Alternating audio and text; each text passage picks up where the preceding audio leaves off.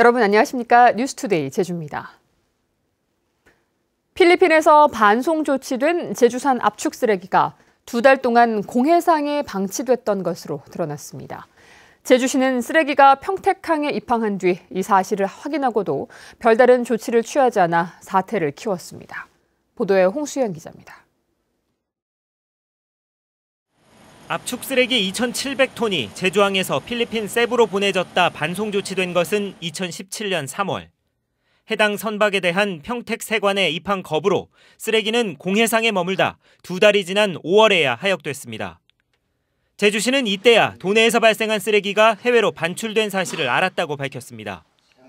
하지만 제주시는 별다른 조치를 취하지 않았고 그 사이 해당 업체는 반송된 쓰레기 일부만을 국내에서 처리한 뒤 다시 필리핀 민다나오 섬으로 수출했습니다. 재활용 업체 아닙니까? 저희들도 처음에는 자체 처리할 것이다라고 봤는데 그렇지 않고 나가버린 게 이제 문제가 된 거 아니겠습니까? 해당 업체가 2016년 제주시 봉계 매립장 위탁 운영 업체로부터 압축 쓰레기 처리 업체로 선정돼 도외로 반출한 쓰레기는 12,000톤. 이 가운데 필리핀에서 반송 조치된 쓰레기를 포함해 9,200여 톤은 아직도 처리되지 않은 채 군산항에 보관 중인 것으로 확인됐습니다. 제주시와 봉계 매립장 위탁 운영 업체는 쓰레기 처리 비용 14억 원을 이미 지불했다며 해당 업체를 통해 처리하도록 하고 이행하지 않을 경우 법적 대응하겠다고 밝혔습니다. 계약 과정에서나 이제 우리가 관리 감독 과정에서 좀 미흡했던 부분은 분명히 있습니다. 그거는 저희가 인정을 하고. 제주시는 앞으로 압축 쓰레기 처리 업체를 직접 선정하고 운반과 처리 과정을 감독하겠다고 밝혔습니다. 그러나 국제적 망신을 자초하고도 책임은 위탁업체에 떠넘기려 한다는 비난이 거세지는 가운데 해당 업무에 대한 감사가 시급하다는 지적이 나오고 있습니다. MBC 뉴스 홍수현입니다. 김태석 제주도의장은 성장 위주의 길로 갈지 공존의 길로 갈지 보다 적극적인 도민 의견 수렴이 필요하다고 밝혔습니다. 김 의장은 도의회 임시회 개회사를 통해 제주의 환경 가치를 위해 제2공항을 비롯한 어떠한 개발 사업도 과감히 유보할 수 있는 논의 구조가 필요하다고 말했습니다. 오는 22일까지 열리는 임시회에서는 5조 4천억 원 규모의 제1회 추경 예산안 등을 심사합니다. 잎이 시들기 전에 떨어지는 동백꽃은 4.3 당시 힘없이 쓰러져간 희생자에 비유돼 4.3을 상징하는 꽃이 됐는데요. 도민들이 기증한 동백나무를 4.3 평화공원으로 옮겨 심는 작업이 본격적으로 시작됐습니다. 김항섭 기자입니다. 공장 부지한 동백나무를 4.3 평화공원으로 옮겨 심기 위해 흙을 파냅니다. 뿌리가 상하지 않게 단단하게 줄로 묶은 뒤 조심스레 나무를 옮깁니다. 20년 전 공장을 지으며 동백나무를 심었다는 고영만 씨는 4.3 평화공원이 동백을 기증받는다는 소식을 듣고 기증을 결정했습니다. 직원 중에는 4.3 관련 유가족도 있습니다. 이 동백나무 기증 행사를 계기로 해가지고 다소나마 4.3 희생자들이 넋을 위로하는 계기가 좀 되었으면 좋겠습니다.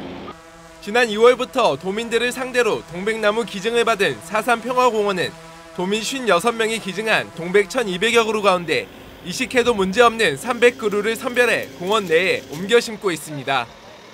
도민들에게 기증받은 동백나무들을 4.3 평화공원 부진의 8곳에 골고루 나눠져 식재가 이루어지고 있습니다.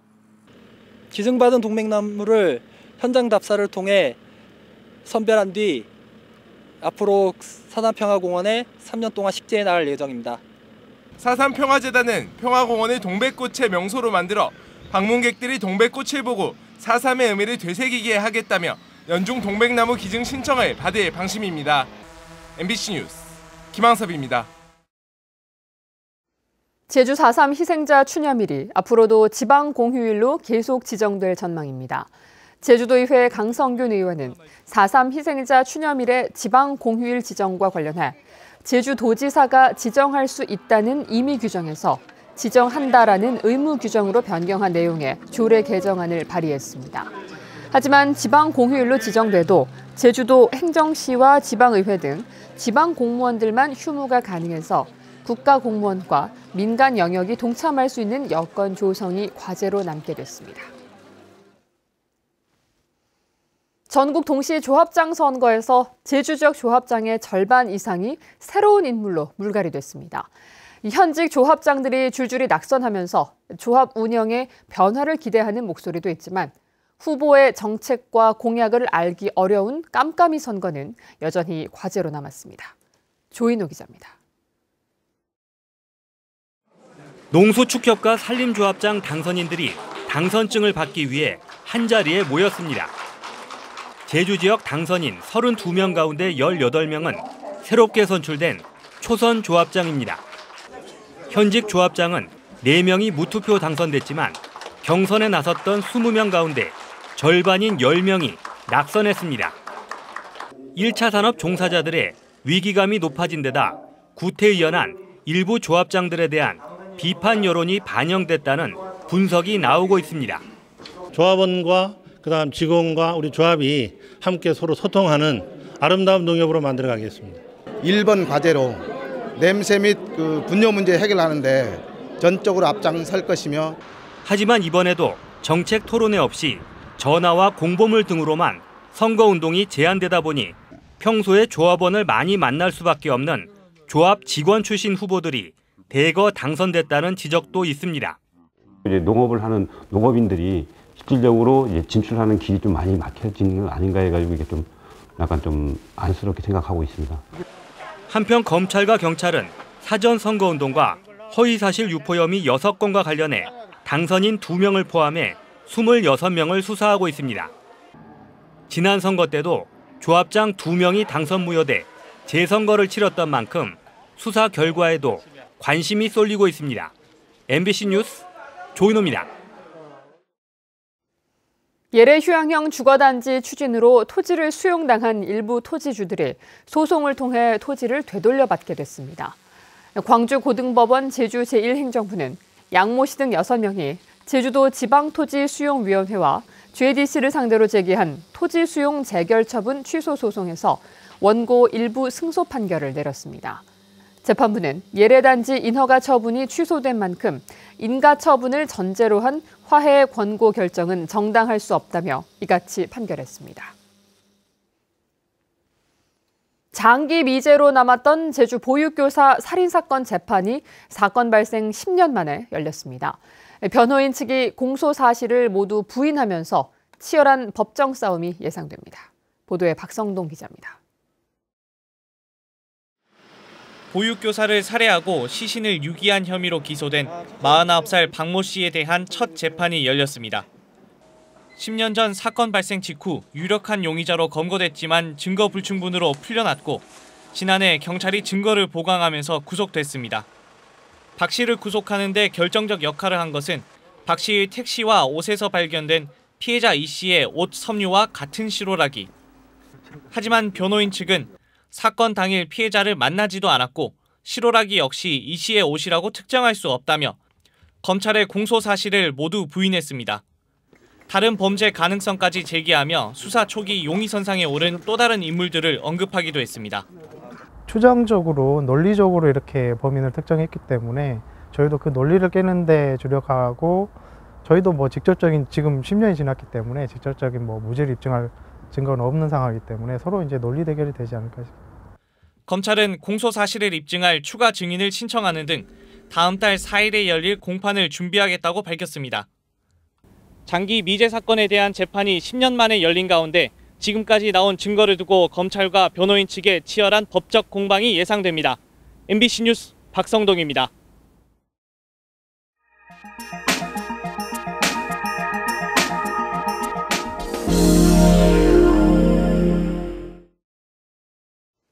대한항공이 운항하는 제주 원주 노선이 하루 2회로 증편된 데 이어 신규 면허를 취득한 플라이 강원도 이 노선의 취항을 추진하고 있습니다. 원주공항의 탑승률이 노선 취항에 관건이 되고 있습니다. 조성식 기자가 보도합니다. 원주 제주 노선이 이달 말부터 하루 2번 운항합니다. 대한항공에 요청한 지 7년 6개월 만입니다. 동절기를 제외한 3월 31일부터 10월 26일까지 주 7회에서 11회로 증편됩니다. 원주에서 오후 1시 20분에 출발하던 기존 비행기는 그대로 운항하고 월요일과 수요일, 금요일과 일요일마다 오전 8시 50분에 추가로 출발하는 겁니다. 반대로 제주에서는 매일 오전 11시 25분 출발은 이전과 같고 저녁 7시 10분 비행기가 추가돼 화요일과 목요일, 토요일과 일요일에 운항하게 됩니다. 원주공항의 단점이던 운항 시간에 대한 이용객들의 불만이 사라질 것으로 보입니다. 원주공항을 이용함으로 인해서 비용적인 부분이나 아니면 시간이나 아니면 여행 일정에 인해서 많은 좋은 점들이 이제 생겼습니다. 이와 더불어 플라이 강원이 신규로 면허를 획득하면서 원주 제주 노선이 하루 3회 이상 증편 운항될 가능성도 높아졌습니다. 플라이 강원은 오는 10월 취항을 목표로 하고 있지만 쉬운 일만은 아닙니다. 제주공항에 이착륙할 수 있는 시간을 신규로 받아야 하는데 탑승률이 관건입니다. 현재 하루 600여 명밖에 수용할 수 없는 원주공항의 터미널 개선도 필요해 보입니다. 도민뿐만 아니라 경기 남부권, 그다음에 충청북도 정도의 이제 항공 수요도 저희가 좀 끌어들이는 방안을 이제 홍보를 통해서 적극 전개해 나갈 계획입니다. 강원도는 상반기 내로 추가 증편 계획안을 세우기 위한 용역을 실시하고 이를 바탕으로 국토부 등 관계부처 설득에 나선다는 방침입니다. MBC 뉴스 조성식입니다.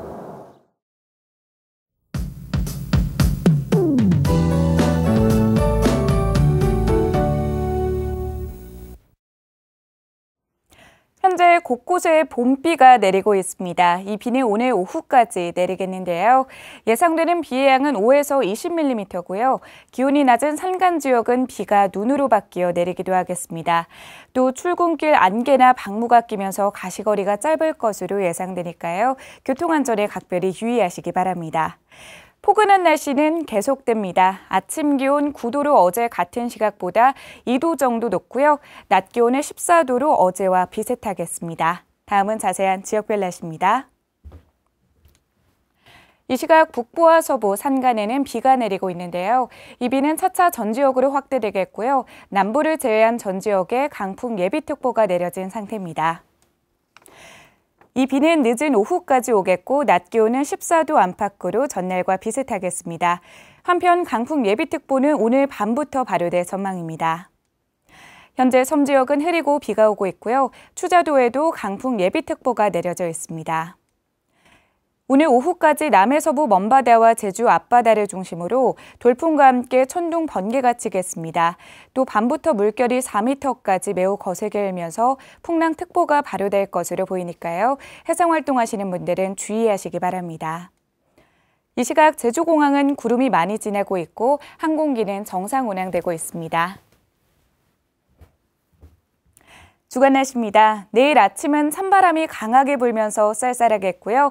다음 주 초에는 비 소식이 잦을 전망입니다. 날씨였습니다.